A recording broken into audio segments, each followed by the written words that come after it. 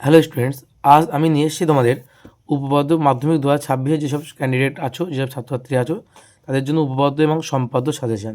ঠিক আছে, খুব কম উপপাদ্য দেবো। আমি দুরকমভাবে ভাগ করছি উপপাদ্যটাকে। মোট আমি 5টা উপপাদ্য দেবো তোমাদের। ঠিক আছে, তার মধ্যে ফার্স্ট চয়েসে থাকবে তোমাদের 3টে উপপাদ্য। ঠিক আছে, এবং সেকেন্ড চয়েস হিসেবে থাকবে 2টো উপপাদ্য। যারা একটু ভালো পড়াশুনো করো তারা 5টাই করবে, আর যারা একটু দুর্বল তারা ফার্স্ট চয়েস করলেই মোটামুটি পেয়ে যাওয়ার সম্ভাবনা থাকবে। ঠিক আছে, তো চলো আমি উপপাদ্য তোমাদের একটা একটা করে দেখিয়ে দেবো বইতে কোথায় আছে না আছে। ঠিক আছে, এবং সেই সাথে তোমাদের কিন্তু উপপাদ্যের সাথে সাথে সম্পাদ্যও কিন্তু বলে দেবো যে কোন সম্পাদ্যগুলো তোমরা করলে পরীক্ষায় কিন্তু কমন পাবে। ঠিক আছে, তো চলো, বুঝতেই পারছো এখানে 100% কিন্তু কমনের গ্যারান্টি আছে এখানে, যে এখানে কমন আসবেই আসবে। ঠিক আছে, কথা দিচ্ছি। ঠিক আছে, তো চলো প্রথম আমরা যেটা দেখবো উপপাদ্য। দেখো প্রথম যে উপপাদ্যটা আমরা দেখবো, উপপাদ্য আমি বইতেই থাকি। প্রথম দেখবো আমরা উপপাদ্য 34 খুব গুরুত্বপূর্ণ। এটা আমার ফার্স্ট চয়েসের মধ্যে আসছে, কিন্তু এগুলো ফার্স্ট চয়েস। ঠিক আছে, আমার প্রথম তালিকা এটা। প্রথম তালিকার মধ্যে প্রথম উপপাদ্য যেটা, সেটা হচ্ছে কি, প্রথম উপপাদ্যের নাম হচ্ছে উপপাদ্য 34। কত নম্বর পাতায় আছে বইতে? তোমাদের বইতে আছে, এটা দেখবা তোমাদের স্কুল থেকে যে বইটা দিয়েছে সেই বইয়ের পেজ নাম্বার 123-এ আছে। চলো তোমাদের বইতে দেখিয়েও দিই একেবারে। চলো, এইটা উপপাদ্য নাম্বার 34। ঠিক আছে, কী বলছে, যে কোনো বৃত্তের একটি বৃত্তচাপের দ্বারা গঠিত সম্মুখ কেন্দ্রস্থ কোণ ওই বৃত্তচাপের দ্বারা গঠিত যে কোনো বৃত্তস্থ কোণের দ্বিগুণ। উপপাদ্যটা করা আছে। তোমাদের এখানে একটা কথা বলি, এটা এখানে অনেক একটা কনফিউশন থাকে যে স্যার এই 4টে উপপাদ্য, 4টে ছবি কি আঁকতে হবে, নাকি 2টো ছবি আঁকলে হবে, নাকি একটা ছবি আঁকলে হবে। আমি বলবো, আমরা যদি স্কুলের সঙ্গে যুক্ত আছি তো আমাকে বলা হয়েছিল কিন্তু 4টে ছবি কিন্তু আঁকতে হয়। ঠিক আছে, তবে তোমরা যারা একটু পিছনের দিকে বা একটু কমজোরি স্টুডেন্ট আছো তাদের জন্য বলবো, আশা করি কেউ কমজোরি নয়, তবু বলবো যারা একটু ভয় পাও অঙ্কের, তারা মিনিমাম এই ছবিটা এবং এই ছবিটা, এই দুটো ছবি মিনিমাম এঁকে দিও কিন্তু। ঠিক আছে, মিনিমাম দুটো ছবি কিন্তু তোমাদের রাখতে হবে। বোঝা গেল? মিনিমাম দুটো। তুমি যদি না পারো তবে ওই একের দাগটা তুমি এঁকে দিলে হবে, কিন্তু যারা একটু ভালো স্টুডেন্ট তারা কিন্তু 4টেই আঁকবে। বোঝা গেল কি বললাম? চলো নেক্সট আমি বলি, নেক্সট উপপাদ্য কী আছে দেখো। নেক্সট উপপাদ্য নাম্বার কত? নেক্সট উপপাদ্য নাম্বার 50, যেটা তোমার পেজ নাম্বার আছে। অনেকেই তো ভাবছে গতবার পিথাগোরাস পড়েছে, এবার পিথাগোরাসের বিপরীত উপপাদ্য নাও পড়তে পারে, কিন্তু তোমরা তবু এটা হাতে রাখবে। ঠিক আছে, আসতেই কিন্তু পারে, কারণ পিথাগোরাস কিন্তু অনেক বছর পরে কিন্তু এবার গতবার এসে গেছে। ঠিক আছে, তো এটা হচ্ছে 286 পাতায় আছে। তো চলো দেখিয়ে দিচ্ছি তোমাদের বইতে কোথায় আছে। এই যে এটা পেজ না উপপাদ্য 50, বলছে পিথাগোরাসের উপপাদ্যের বিপরীত উপপাদ্য। বলছে যে কোনো ত্রিভুজের একটি বাহুর ওপর অঙ্কিত বর্গক্ষেত্রের ক্ষেত্রফল অপর দুটি বাহুর ওপর অঙ্কিত বর্গক্ষেত্রদ্বয়ের ক্ষেত্রফলের সমষ্টির সমান হলে প্রথম বাহুর বিপরীত কোণটি সমকোণ হবে। ঠিক আছে, তোমরা কিন্তু এই লাইনগুলো কিন্তু মুখস্থ করবে, তা নাহলে কিন্তু তোমাদের উপপাদ্য কোনটা পড়ছে তোমরা কিন্তু বুঝতে পারবে না। ঠিক আছে, যে উপপাদ্য 50 মানে কোন উপপাদ্য সেটা কিন্তু বুঝতে হবে তোমাদের। তোমাদের এই লাইনটা কিন্তু লিখে দেবে। এই লাইনটা মানে যে 50 নম্বর উপপাদ্য, তোমাদের কিন্তু রিলেট করা শিখতে হবে, এর মধ্যে সম্পর্কটা কিন্তু তোমাদের জানতে হবে, এবং উপপাদ্যটা ভালো করে প্র্যাকটিস করবে। ঠিক আছে, ভালো করে বাড়িতে লিখে প্র্যাকটিস করে যাবে। ঠিক আছে, আমি যে উপপাদ্যগুলো দিচ্ছি, এই যে 5টা উপপাদ্য আমি দেবো, এই 5টা উপপাদ্য যদি যারা একটু রিস্ক নিতে চাও না, তারা কিন্তু 5টা উপপাদ্যই কিন্তু বাড়িতে বারবার লিখে কিন্তু প্র্যাকটিস করবে। ঠিক আছে, 5টার মধ্যে কিন্তু তোমরা কমন পেয়ে যাবে নিঃসন্দেহে একদম। ঠিক আছে, নেক্সট দেখো আমি বলছি, নেক্সট উপপাদ্য আমাদের যেটা বলবো, চলো বলে দিই। আমাদের নেক্সট উপপাদ্য কী বলছে দেখো। নেক্সট উপপাদ্য কত বলছে? নেক্সট উপপাদ্য আমাদের 42। নেক্সট উপপাদ্য কত আমাদের? 42, যা কিন্তু আমাদের পেজ নাম্বার কততে আছে? যা কিন্তু আমাদের পেজ নাম্বার আছে কিন্তু আমাদের 215 পাতায়। যা কত নম্বর পাতায় আছে? 215 পাতায়। ঠিক আছে, তো চলো উপপাদ্যটা তোমাদের দেখিয়ে দিই। 215 পাতায় উপপাদ্য নম্বর 42, এই যে উপপাদ্য নম্বর 42 কী বলছে, যদি দুটো বৃত্ত পরস্পরকে স্পর্শ করে তাহলে স্পর্শবিন্দুটি কেন্দ্র দুটি সংযোজক সরলরেখাংশের উপর অবস্থিত হবে। ঠিক আছে, যদি দুটো বৃত্ত পরস্পরকে স্পর্শ করে তাহলে স্পর্শবিন্দুটি কেন্দ্র দুটি সংযোজক সরল রেখাংশের উপর অবস্থিত হবে। এই যে চিত্র আছে, এই চিত্রটা কিন্তু তোমাদের রেখে দেখাতে হবে। ঠিক আছে, একে কিন্তু পুরো উপপাদ্যটা কিন্তু তোমাদের লিখতে হবে, বারবার বাড়িতে প্র্যাকটিস করবে, বারবার প্র্যাকটিস করবে কিন্তু। ঠিক আছে, নাহলে কিন্তু তোমরা চাপে পড়ে যাবে, বারবার কিন্তু তোমরা প্র্যাকটিস করবে অবশ্যই। ঠিক আছে, নেক্সট দেখো আমাদের যে উপপাদ্যটা আছে, আমাদের দেখো আমি বলেছিলাম আমাদের ফার্স্ট হাফে আমরা এই উপপাদ্যগুলো দেবো, এবার দেখো আমার সেকেন্ড হাফের যে উপপাদ্যগুলো সেগুলো এবার তোমরা দেখে নেবে। চলো তাহলে সেকেন্ড পার্টের আমাদের যে উপপাদ্যগুলো গুরুত্বপূর্ণ তার মধ্যে প্রথমে যে উপপাদ্যটা আছে উপপাদ্য নাম্বার কত, উপপাদ্য নাম্বার সেটা কিন্তু 48 কিন্তু আমাদের গুরুত্বপূর্ণ। সেটা কিন্তু আমাদের আছে পেজ নাম্বার 255 পাতায় আছে তোমাদের বইতে, ঠিক আছে। তোমাদের বইতে টেক্সট বুকে 255 পাতায় তোমরা কিন্তু সেই উপপাদ্যটা পেয়ে যাবে। চলো আমি দেখিয়ে দিই উপপাদ্যটা কোনটা আছে। চলো কী বলছি দেখো, উপপাদ্য 48, যে কোনো সমকোণী ত্রিভুজের সমকোণিক বিন্দু থেকে প্রতিভুজের উপর লম্ব অঙ্কন করলে ওই লম্বের উভয় পার্শ্বস্থিত ত্রিভুজদ্বয় সদৃশ এবং ওই ত্রিভুজগুলির প্রত্যেকে মূল ত্রিভুজের সঙ্গে সদৃশ হবে। বোঝা গেল? এটা কিন্তু উপপাদ্য আমাদের 48। খুব সহজ একটা উপপাদ্য কিন্তু এটা কিন্তু পুরোটা তোমরা কিন্তু ভালো করে মুখস্থ করে ফেলবে। আশা করি বুঝতে পেরেছো আমাদের উপপাদ্য। আর যদি কোনো উপপাদ্য তোমাদের বুঝতে অসুবিধা হয় তো অবশ্যই কিন্তু আমাকে জানাবে তোমাদের কোন উপপাদ্যের অসুবিধা হচ্ছে, সেটা কিন্তু আমরা শর্টস ভিডিওর সাহায্যে বুঝিয়ে দিতে পারি, ঠিক আছে। যে আমার স্যার এই উপপাদ্যটা বুঝতে পারছি না, একটু বুঝিয়ে দিলে ভালো হয়। তো দেখবো আমার 3 মিনিটের যে শর্টস ভিডিও করি আমরা সেখানে কিন্তু বুঝিয়ে দেবো, ঠিক আছে, কোনো অসুবিধা হবে না। সেই উপপাদ্যটাই বুঝিয়ে দেবো, পার্টিকুলার সেই উপপাদ্যটা যেটা তোমাদের সমস্যা হবে। আশা করি বুঝতে পারলে, ঠিক আছে।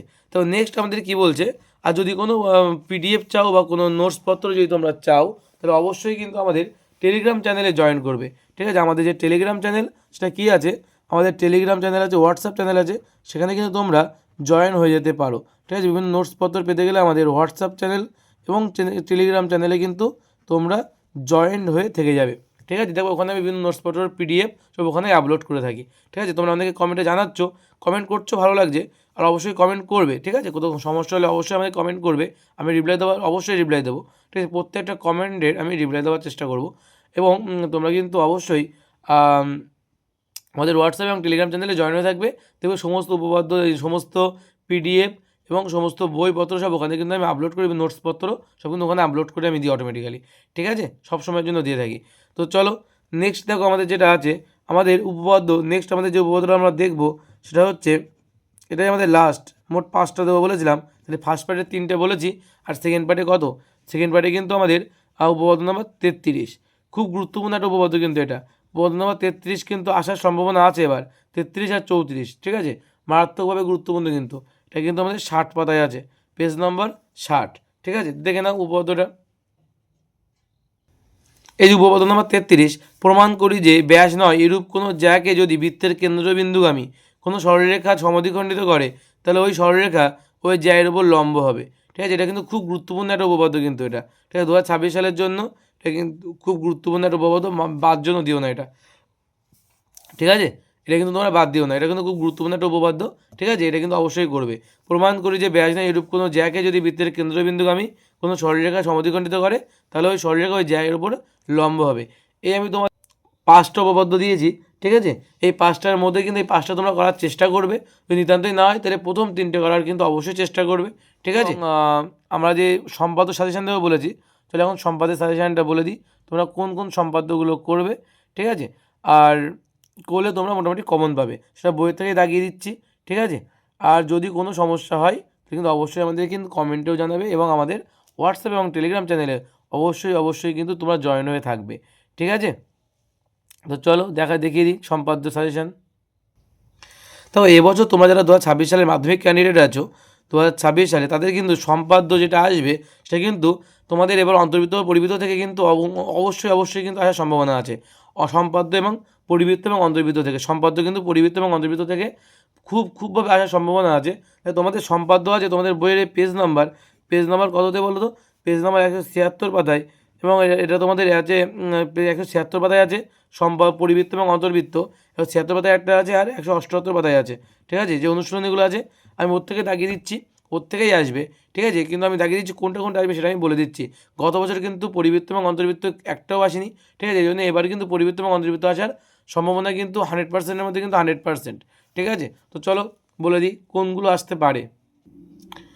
সম্পাদের ক্ষেত্রে 176 পাতা বের করবে, 176 পাতা যে কোষি থেকে 11.1 আছে তার থেকে তোমরা মোটামুটি এই 5টা 1 2 3 4 5 আর 6, তোমরা যদি এই 6টা করো তাহলে কিন্তু তোমরা এর থেকে অবশ্যই যদি পরিবৃত্ত পড়ে তাহলে একটা এখান থেকে কিন্তু তোমরা কমন পেয়ে অবশ্যই যাচ্ছ, ঠিক আছে, এই 6টার মধ্যে থেকে, ঠিক আছে। এই 6টা করলে কিন্তু তোমাদের হবে, অনেকগুলো আছে এখানে, মোট 6 দাগ অবধি এই পাশে আরও আছে অঙ্ক। তোমরা মোট এখান থেকে এই 6টা করলেই কিন্তু তোমরা এর থেকে কমন পেয়ে যাচ্ছ। এই ছিল তোমাদের পরিবৃত্তের সাজেশান। এবার যদি অন্তর্বৃত্তের সাজেশান দিই, 1 কোষে থেকে 11.1 বললাম পরিবৃত্তের সাজেশান। এবার আমরা যদি অন্তর্বৃত্তের সাজেশান দিই, এটা হচ্ছে 188 পাতায় আছে, একদম লাস্টের দিকে দেখে নাও। 188 পাতা একদম লাস্টের দিকে যেগুলো আছে এগুলো কিন্তু আমাদের কী আছে, এগুলো কিন্তু আমাদের সম্পাদ্যের অন্তর্বৃত্ত সাজেশান। দেখো তোমাদের একটা কথা বলি, তোমাদের যদি পরিবৃত্ত এবং অন্তর্বৃত্ত দুটোই যদি আসে, তাহলে তোমরা সেখান থেকে পরিবৃত্ত করার চেষ্টা করবে। ঠিক আছে, পরিবৃত্ত কীভাবে ম্যানেজ করতে হয়, মনে করো তুমি বৃত্ত করছো, তোমার বৃত্ত মিলছে না, তো তুমি সেটা কীভাবে ম্যানেজ করবে সেটা যদি তোমরা জানতে চাও, তাহলে কিন্তু আমাকে অবশ্যই কমেন্টে জানাতে হবে, তো সেটা আমি করে দেবো। যেটা তোমাদের সবচেয়ে বড় যে ভয়টা লাগে, যে আমি একটা বৃত্ত আঁকছি এবং ত্রিভুজের 3টে কোণাকে স্পর্শ করছে না, দেখা যাচ্ছে 2টো কোণা স্পর্শ করছে, আর একটা কোণা করছে না, একটু পাশ দিয়ে বেরিয়ে যাচ্ছে, তাহলে কি আমার হচ্ছে না? এটা কিন্তু ম্যানেজ করা যায়, ওটা কিন্তু একটা বদমাইশি নিয়ম আছে, সেই নিয়ম থেকে ওটা কিন্তু ম্যানেজ করা যায়। সেটা তোমাদের তোমরা বললে আমি কিন্তু তোমাদের আলাদা করে শিখিয়ে দিতে পারি। ঠিক আছে, একটা ভিডিওতে আমি শিখিয়ে দিতে পারবো, সেটা তোমরা যদি বলো কমেন্টে লেখো তবে কিন্তু এটা হবে, নাহলে কিন্তু করবো না। ঠিক আছে, এবং দ্বিতীয় যে কথা, আর যদি অন্তর্বৃত্ত এবং পরিবৃত্ত দুটোই যদি আসে পরীক্ষায়, তাহলে তোমরা কিন্তু পরিবৃত্ত করার চেষ্টা করবে। অন্তর্বৃত্তের ক্ষেত্রে কিন্তু এই ম্যানেজ করার বিষয়টা কিন্তু অন্তর্বৃত্তের ক্ষেত্রে কম করা যায়, যেটা পরিবৃত্তের ক্ষেত্রে অনেকটা বেশি করা যায়। ঠিক আছে, তো সুতরাং তোমরা এখান থেকে যেটা দেখবে সেটা হচ্ছে 5-এর দাগটা দেখবে। ঠিক আছে, এখান থেকে তোমরা যে অন্তর্বৃত্তের যে সাজেশান তোমরা নিতে চাইছো সেটা হচ্ছে 5-এর দাগ। আর করবে তোমরা এখান থেকে 7-এর দাগ, 5, 7, আর করবে 3-এর দাগ। ঠিক আছে, এই 3টে তো যদি তোমরা করো, মোটামুটি কিন্তু এখান থেকে তোমরা পেয়ে যাওয়ার সম্ভাবনা আছে। ঠিক আছে, 3, 5, 7 আর একটা দিই, 4-এর দাগটা দিয়ে দিই। 3, 4, 5 আর 7, এই 4টে তো কিন্তু তোমরা অবশ্যই ভালো করে দেখবে। ঠিক আছে, অ্যাকচুয়ালি তোমরা এখানে না 2-একটা দেখলেই সম্পাদ্য মোটামুটি তোমরা বুঝতে পারবে কেমন করে করতে হয়, সবগুলো দেখার প্রয়োজন পড়ে না। ঠিক আছে, তাও তোমরা এই 4টে মোটামুটি দেখবে, এই 4টে থেকে তোমরা কিন্তু কমন পেয়ে যাবে। আর অন্য কোনো জ্যামিতির সম্পাদ্যের পাঠ না করলেও মোটামুটি তোমরা এর থেকেই কমন পেয়ে যাবে, এটুকু আশা করা যেতেই পারে। ঠিক আছে, আশা করি তোমাদের বোঝা গেল। ঠিক আছে, এই ছিল তোমাদের মোট উপপাদ্য এবং সম্পাদ্যের সাজেশান। ঠিক আছে, এই ছিল তোমাদের মোট উপপাদ্য এবং সম্পাদ্যের সাজেশান। তো তোমরা যদি অঙ্কের কোন কোন দাগ নম্বরের অঙ্কগুলো সবচেয়ে বেশি গুরুত্বপূর্ণ সেটা যদি তোমরা জানতে চাও, তাহলে অবশ্যই কিন্তু আমাকে অবশ্যই কমেন্ট করে জানাতে হবে যে কোন কোন উপপাদ্যগুলো তোমরা, উপপাদ্য তো সম্পাদ্য তো বলেই দিলাম, তোমরা কোন কোন পরিমিতির অঙ্কগুলো করবে।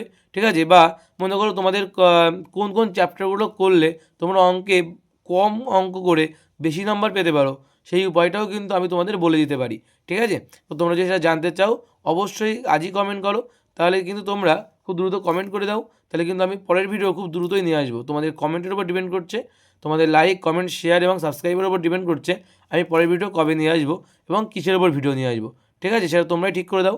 ঠিক আছে, তোমরা যদি বলো যে তোমাদের আমি পরের ভিডিওটা হচ্ছে যে অঙ্কে কোন কোন চ্যাপ্টারগুলো করলে মোটামুটি ওভারঅল 70-80 পাওয়া যেতে পারে বা 60 পাওয়া যেতে পারে, তাহলে কিন্তু আমি সেটা বলে দেবো। বেশি না, যে 3-4টে চ্যাপ্টার করলে কিন্তু, 3-4টে না, 4-5টা বা 5-6টার মতো চ্যাপ্টার করলে কিন্তু মোটামুটি হয়ে যায়। বইতে 23খানা চ্যাপ্টার একদমই করার প্রয়োজন নেই। ঠিক আছে, একদমই 23খানা চ্যাপ্টার করার প্রয়োজন পড়ে না, খুব কম অঙ্ক করে বেশি নাম্বার তোলার কিন্তু টেকনিক আমি বলে দিতে পারবো। তো তোমরা যদি বলো তাহলে কিন্তু সেটা আমি পরের ভিডিওতে নিয়ে আসবো। ঠিক আছে, যদি প্রয়োজন পড়ে অবশ্যই আমাকে কমেন্ট করে জানাবে, আমি কিন্তু সেটা তোমাদের করে দেবো। ওকে, তো আজ এই পর্যন্তই থাক। ঠিক আছে, দেখা হবে নেক্সট ভিডিওতে। যতক্ষণে খুব ভালো করে পড়াশোনা করো, তোমাদের পরীক্ষা সবারই খুব ভালো হবে, ভালো করে পড়াশোনা করো। ঠিক আছে।